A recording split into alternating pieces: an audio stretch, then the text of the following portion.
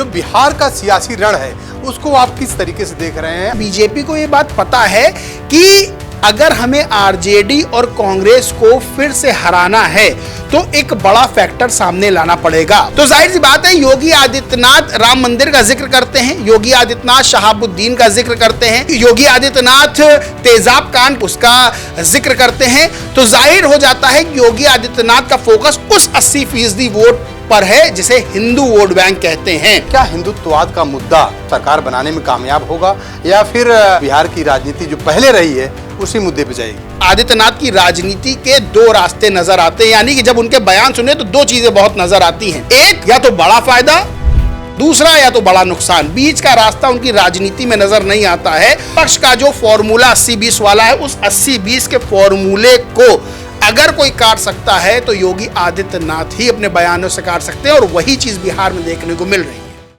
बिहार में चुनाव की तारीखें जैसे जैसे नजदीक आती जा रही हैं वैसे वैसे बिहार में सरगर्मियां भी बढ़ती जा रही हैं। अगर हम बात करें बिहार में स्टार प्रचारकों की, चाहे समाजवादी पार्टी हो या फिर बीजेपी हो, इन दोनों पार्टियों के स्टार प्रचारक बिहार में बिल्कुल ताल ठोकते नजर आ रहे हैं। अगर हम बात करें बीजेपी की, बीजेपी से मुख्यमंत्री योगी आदित्यनाथ ने खुद बिहार में चुनावी सभा करने के लिए बागडोर संभाली है। और कल की अगर बात करें तो कल खुद सीएम योगी आदित्यनाथ बिहार में ताबड़तोड़ रैलियां करते नजर आए। अगर रघुनाथपुरा की बात करें, जो रघुनाथपुर एक विधानसभा सीट है और वहां पर लगातार योगी आदित्यनाथ हुंकार भरते नजर आए। इसी तमाम मुद्दे पर, बिहार की तमाम सियासी मुद्दे पर बात करने के लिए हमारे साथ पॉलिटिकल एडिटर अजय सिन्हा जी मौजूद हैं। मैं उनसे जानकारी करूंगा, मैं उनसे बातचीत करूंगा कि आखिर जो बिहार का सियासी रण है उसको आप किस तरीके से देख रहे हैं। और खुद योगी आदित्यनाथ ने बागडोर संभाली है बीजेपी की तरफ से, उत्तर प्रदेश की तरफ से बिहार में रैलियां करने के लिए तमाम ताबड़तोड़ रैलियां कर रहे हैं। रघुनाथपुर में अभी ताबड़तोड़ रैली किए, वहां पे हुंकार भरते आए। कितना खास उनका ये रणनीति बिहार में देखने लायक? देखिए, बिहार की अगर राजनीति उठा के देखेंगे तो लंबे समय से नीतीश कुमार सत्ता में हैं और ज़्यादातर समय लगभग 90% समय उन्होंने बीजेपी के साथ ही बिताया है। तो जाहिर सी बात है, बिहार में एंटी इनकम्बेंसी फैक्टर काम कर रहा है। ये अलग बात है कि नीतीश कुमार की तारीफ की जाती रही है कि उन्होंने बहुत से विकास के काम करवाए, लेकिन एक समय लंबा हो जाता जब किसी भी सरकार को, तो उसके खिलाफ बहुत सी चीज़ें भी निकल कर सामने आती हैं। बिहार में पलायन बड़ा मुद्दा है, भ्रष्टाचार है और रोजगार है और युवाओं की जिस तरह से नौकरी को लेकर मांगे हैं, तमाम तरह की चीज़ें हैं। अब बीजेपी ये बात अच्छे से जानती है कि अगर सत्ता अपने पास रखनी है तो उसको बड़ी मजबूती के साथ काम करना पड़ेगा, क्योंकि इस बार जिस तरह से लोकसभा चुनाव में कांग्रेस को भी बड़ी सफलता हाथ लगी और जिस तरह से तेजस्वी यादव का फैक्टर वहां काम कर रहा है, युवा चेहरे हैं और लगातार नौकरी देने की बात कर रहे हैं, तो कहीं ना कहीं बीजेपी को ये बात पता है कि अगर हमें आरजेडी और कांग्रेस को फिर से हराना है तो एक बड़ा फैक्टर सामने लाना पड़ेगा। और बीजेपी में अगर बात की जाए उत्तर प्रदेश के मुख्यमंत्री योगी आदित्यनाथ की, तो उनका चेहरा इसलिए भी सामने लाया जा रहा है क्योंकि लोकसभा चुनाव में जो 80-20 का फॉर्मूला विपक्ष ने अपनाया था, जिसकी मैं बात कर रहा हूं कि दलित, अल्पसंख्यक, पिछड़ा, अति पिछड़ा, ये जो वोट बैंक एक बड़ा अपने हिस्से किया था इंडिया अलायंस ने और एक बड़ी जीत हासिल की थी, वही तरीका इस बार बिहार चुनाव में भी देखने को मिल रहा है। अब इस तरीके की काट कैसे करेगी बीजेपी, क्योंकि लोकसभा चुनाव में बीजेपी को झटका लगा। केंद्र में आज सहयोगी दलों के सहारे सरकार, मोदी सरकार चल रही है।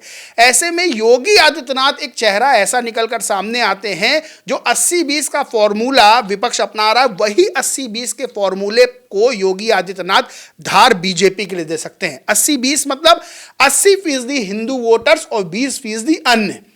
80% हिंदू वोटर्स किसके चेहरे पे लाए जा सकते हैं, तो चेहरा सामने योगी आदित्यनाथ का आता है, क्योंकि योगी आदित्यनाथ जब बयान देते हैं अपने, ये आपने भी कई रैलियां योगी आदित्यनाथ की कवर की हैं, कई भाषण उनके कवर किए हैं। जब योगी आदित्यनाथ बयान देते हैं तो उनके बयान बहुत पैने और बिल्कुल सटीक रहते हैं, यानी उनके बयानों में इधर उधर की बात नहीं होती है, बिल्कुल क्लियर रहता है वो क्या कर रहे हैं। इससे पहले बिहार में योगी आदित्यनाथ ने रैली की तो बुर्के पर सवाल उठाए थे। यह कहा था कि चेहरा नहीं दिखाते हैं, फर्जी वोट डलवाते हैं। वहीं अब जब योगी आदित्यनाथ ने दोबारा फिर से जनसभाएं की हैं, रघुनाथपुर की जिसकी बात आप कर रहे हैं, वहां से शहाबुद्दीन जो माफिया रहा, जो अब इस दुनिया में नहीं है, उनके बेटे ओसामा को टिकट आरजेडी ने दिया है। अब जाहिर सी बात है कि योगी आदित्यनाथ वहां पर जाएंगे और इस चीज का जिक्र नहीं करेंगे, ऐसा नहीं हो सकता। रघुनाथपुर में उन्होंने सीधे तौर पर शहाबुद्दीन का जिक्र किया, शहाबुद्दीन के इतिहास का जिक्र किया, ओसामा के नाम का जिक्र किया। योगी आदित्यनाथ ने कहा कि जैसा नाम वैसा काम, यानी कि ओसामा बिन लादेन से वो जोड़ते हुए नजर आए।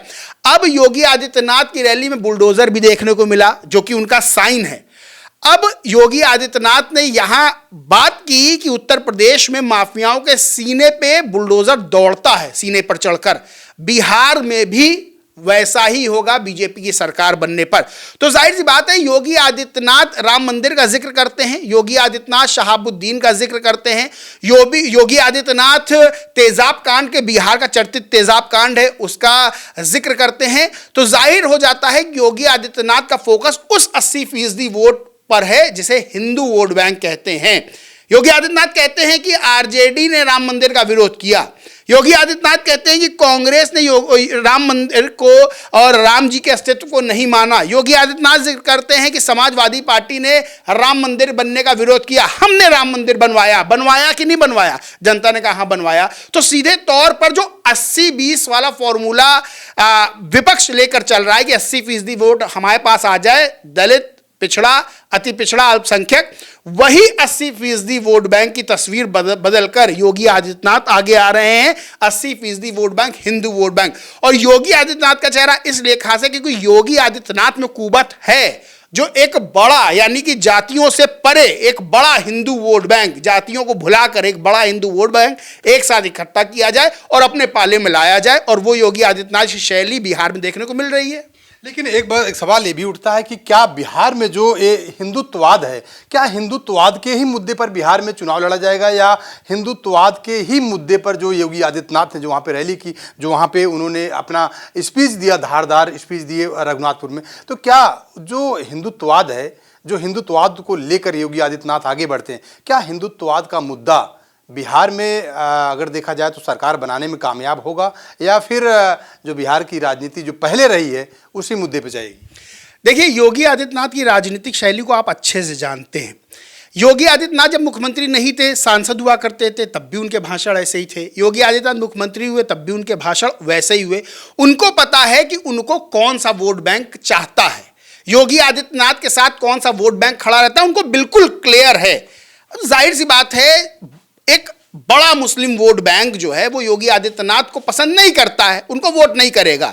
लेकिन योगी आदित्यनाथ ये बात जानते हैं कि बड़ा हिंदू वोट बैंक मुझे समर्थन देगा, मुझे वोट करेगा, और उसी के हिसाब से उनके भाषण चल रहे हैं। अब योगी आदित्यनाथ के अगर भाषणों को, यानी कि आपके पास अगर कोई शक्ति और शक्ति को छीन लिया जाए तो आप शक्तिहीन हो जाते हैं। योगी आदित्यनाथ से यह कह दिया जाए कि आप इस तरह के तीखे भाषण ना दें, आप इस तरह के बिल्कुल एकदम जो वार करने वाले भाषण है वो ना करें, तो क्या आपको लगता है कि योगी आदित्यनाथ की राजनीति में क्या वो अहमियत जो आज है वो रह जाएगी? मेरा ख्याल है नहीं, क्योंकि तस्वीर ही बदल जाएगी। इसलिए योगी आदित्यनाथ की राजनीति के दो रास्ते नजर आते हैं, यानी कि जब उनके बयान सुने तो दो चीजें बहुत नजर आती हैं। एक, या तो बड़ा फायदा, दूसरा या तो बड़ा नुकसान। बीच का रास्ता उनकी राजनीति में नजर नहीं आता है। और बिहार में ये बात देखिए, प्रधानमंत्री नरेंद्र मोदी विकास की बात करते हैं, प्रधानमंत्री नरेंद्र मोदी आते हैं बिहार से अपना कनेक्शन बताते हैं, प्रधानमंत्री नरेंद्र मोदी आते हैं देश में जो उन्होंने विकास के काम किए उसकी बात करते हैं। लेकिन योगी आदित्यनाथ का चेहरा वो है जो एक बड़े वोट बैंक को अपने साथ ला सकता है, बड़े वोट बैंक को अपनी ओर आकर्षित कर सकता है। और विपक्ष का जो फॉर्मूला 80-20 वाला है, उस 80-20 के फॉर्मूले को अगर कोई काट सकता है तो योगी आदित्यनाथ ही अपने बयानों से काट सकते हैं, और वही चीज बिहार में देखने को मिल रही है। लेकिन सबसे बड़ा एक सवाल ये भी है कि योगी आदित्यनाथ अगर देखा जाए तो उत्तर प्रदेश से बिहार में स्टार प्रचारक के रूप में गए हैं। वहीं अगर बात की जाए तो उत्तर प्रदेश की जो सबसे बड़ी विपक्षी पार्टी है समाजवादी पार्टी, ये पीडीए के नारे को लेकर उत्तर प्रदेश में चल रही है और उसी नारे को लेकर बिहार में भी जा रही है। जो 80-20 के फैक्टर को योगी आदित्यनाथ ने उठाया, लेकिन जो विपक्षी पार्टी उत्तर प्रदेश में अखिलेश यादव की समाजवादी पार्टी है, समाजवादी पार्टी तो पीडीए को लेकर वहाँ पे तमाम सारी रैलियाँ कर रही है कि भाई पिछड़ा, दलित, अल्पसंख्यक। तो क्या लगता है कि जो योगी आदित्यनाथ ने 80-20 की बात की और अखिलेश यादव पीडीए की बात करेंगे, पिछड़ा, दलित, अल्पसंख्यक, तो क्या अखिलेश यादव इन तीनों को लाने में कामयाब हो पाएंगे बिहार या इंडिया गठबंधन के साथ? देखिए, यही बहुत बड़ी चीज है कि ये एक बड़ा वोट बैंक, चाहे आप 80% वोट बैंक को दलित, पिछड़ा, अल्पसंख्यक के तौर पे देखें या 80% वोट बैंक को आप हिंदू वोटों के तौर पे देखें, तो जाहिर सी बात है ये वोट बैंक जिसके भी पाले में गया सरकार उसकी बननी है। अब इस वोट बैंक को कैसे खींचा जाएगा? अखिलेश को पता है कि जो फॉर्मूला लोकसभा चुनाव में चला वो फॉर्मूला बेस्ट है अभी के लिए, क्योंकि वो ट्रस्टेड फॉर्मूला, उससे सफलता अखिलेश यादव को 537 की मिली है। एक सेकंड मैं आपको रोकना चाहूंगा, क्योंकि 80-20 तो योगी आदित्यनाथ जो कर रहे हैं, लेकिन अखिलेश के पास तो फिर पीडीए है और पीडीए के पास जो 20 की बात करते हैं योगी आदित्यनाथ, वो 20 जो है वो तो अखिलेश यादव का फिक्स है उत्तर प्रदेश की अगर बात किया जाए तो। और उसी तरीके से अगर बिहार की बात किया जाए तो बिहार में भी लगभग वो जो 20 की बात कर की जा रही है, 20 तो इंडिया गठबंधन के साथ लगभग फिक्स है। तो इससे क्या देखा जाए कि भाई ये तो अखिलेश यादव अगर वहाँ जा रहे हैं, प्रचार कर रहे हैं, तो पीडीए की बात कर रहे हैं, तो पीडीए के साथ में 20 वो भी जुड़ जाएगा, तो मतलब 80 के साथ पूरा जी, वो 20 तो पीडीए में शामिल है। अखिलेश जिसकी बात कर रहे हैं, जो 20 आप बता रहे हैं, वो 20% वोट वो है जिसे सवर्ण वोट के तौर पर देखा जा रहा है, यानी पीडीए में पहले ही अल्पसंख्यक जुड़ा हुआ है। अब इंडिया अलायंस को बिहार में वैसी सपोर्ट मिला, लेकिन उतना आसान है नहीं, क्योंकि एआईएमआईएम का भी बिहार में एक फैक्टर है सीमांचल की 24 सीटों पर, तो उसको भी नज़रअंदाज नहीं किया जा सकता है। और जब से बिहार में उप मुख्यमंत्री के तौर पर मुकेश सहनी का चेहरा सामने लाए हैं, उसके बाद से भी एक बड़ा वर्ग कथित तौर पर नाराज बताया जा रहा है कि 3% वाले में से आपको उप मुख्यमंत्री पद का चेहरा मिल गया, 14% यादव वोट बैंक में से आपको तेजस्वी यादव के सीएम के चेहरे के तौर पर लिया है, लेकिन 17 से 18% का जो मुस्लिम वोट बैंक है उसमें से आपको कोई भी उप मुख्यमंत्री पद का चेहरा नहीं मिला। एआईएमआईएम ने आरोप लगाया कि क्या अब्दुल खाली दरी बिछाता रहेगा, खाली वोट देता रहेगा, उसको उसका हक नहीं मिलेगा। तो उतना आसान नहीं लगता है, लेकिन हाँ एक बड़ा वर्ग जो है इंडिया अलायंस को वोट देगा। लेकिन यहाँ योगी आदित्यनाथ अपने चिर परिचित अंदाज में यही बता रहे हैं, जब राम मंदिर की बात हो रही है तो वहां पे बता रहे, जब शहाबुद्दीन की बात होती है, जब तेजाब कांड की बात होती है, तब सीधे तौर पर एक संदेश योगी आदित्यनाथ के द्वारा दिया जाता है हिंदू वोटर्स को कि आप देखिए कि रघुनाथपुर में किसे टिकट आरजेडी ने दिया, यानी कि जब ये आएंगे तो हिंदू वोटर्स का क्या होगा। इस तरह से बताने की कोशिश जो की जा रही है, वो सीधे तौर पर वोटों का जो ध्रुवीकरण है उसकी कोशिश की जा रही है। और ये फॉर्मूला जो है, या तो ये बड़ा फायदा देगा या ये बड़ा नुकसान दे सकता है, क्योंकि जो वोटों की गोलबंदी की जा रही है, चाहे वो इंडिया अलायंस की तरफ से की जाए, चाहे बीजेपी की तरफ से की जाए, दोनों ही बड़े चेहरे। देखिए, आपने कहा ना, उत्तर प्रदेश का जो मुख्य विपक्षी दल है समाजवादी पार्टी, उसके प्रमुख अखिलेश यादव अब रैली करने बिहार जा रहे हैं। क्या जरूरत अखिलेश यादव की? अखिलेश यादव कितनी सीटों पर चुनाव लड़ रहे हैं? एक भी सीट पर नहीं लड़ रहे हैं, लेकिन उनको क्यों बुलाया जा रहा है? कि वो जो वोटों की गोलबंदी है वो और मजबूत हो सके, यानी कि कहीं भी कोई कंफ्यूजन ना हो कि कोई भी इंडिया अलायंस से छिटका हुआ है। तो वो वोटों को इकट्ठा करने की जो रणनीति विपक्ष द्वारा की जा रही है। योगी आदित्यनाथ को क्यों बुलाया गया है बिहार स्टार प्रचारक बनाकर? इसीलिए कि कहीं से भी जो वोट बैंक है, जो बीजेपी को वोट करता है, जो जेडीयू को वोट करता है, खासतौर से बीजेपी की मैं बात करूंगा, वो वोट बैंक कहीं भी ना छिटके, यानी जात के आधार पर ना छिटके या दूसरे आधार पर ना छिटके। तो सीधे तौर पर योगी आदित्यनाथ का वो बीजेपी में चेहरा है जो इस वोट बैंक को मजबूती के साथ ला सकता है। क्योंकि उत्तर प्रदेश में आपने देखा चर्चाएं चल रही थी, बड़े बड़े जानकार ये बात कह रहे थे कि योगी आदित्यनाथ को दिल्ली बुलाया गया, योगी आदित्यनाथ की रैलियां अब रोक दी जाएंगी, योगी आदित्यनाथ की रैलियां कम कर दी जाएंगी, या योगी आदित्यनाथ अगर रैली करेंगे तो उतनी धारदार भाषण नहीं देंगे। हुआ क्या? योगी आदित्यनाथ ने रैली की, वही धारदार भाषण दिया।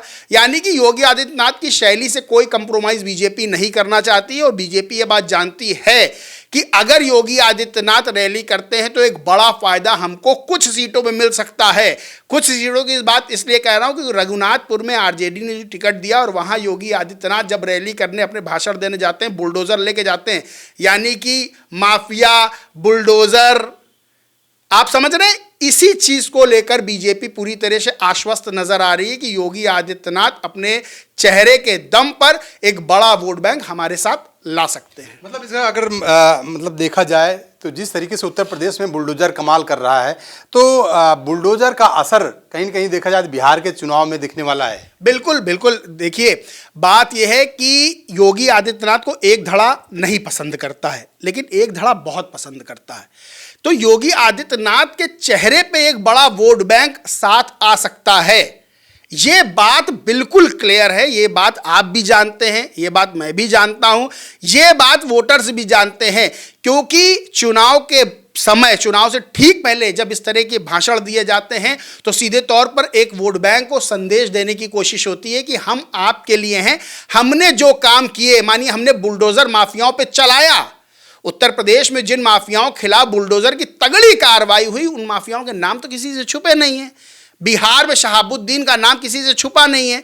जाहिर सी बात है, रघुनाथपुर में योगी आदित्यनाथ रैली करते हैं, वहाँ बुलडोजर रहते हैं और शहाबुद्दीन पर निशाना साधा जाता है। ओसामा जो कैंडिडेट हैं, शहाबुद्दीन के बेटे और आरजेडी के प्रत्याशी, उन पर निशाना साधा जाता है। तो सीधा संदेश तो किसी से छुपा नहीं है योगी आदित्यनाथ का। अब देखना यही होगा कि इसका क्या बड़ा फायदा मिलता है या फिर बड़ा नुकसान मिलता है, क्योंकि बीच का रास्ता योगी आदित्यनाथ की राजनीति में कहीं नजर नहीं आता है। बिल्कुल।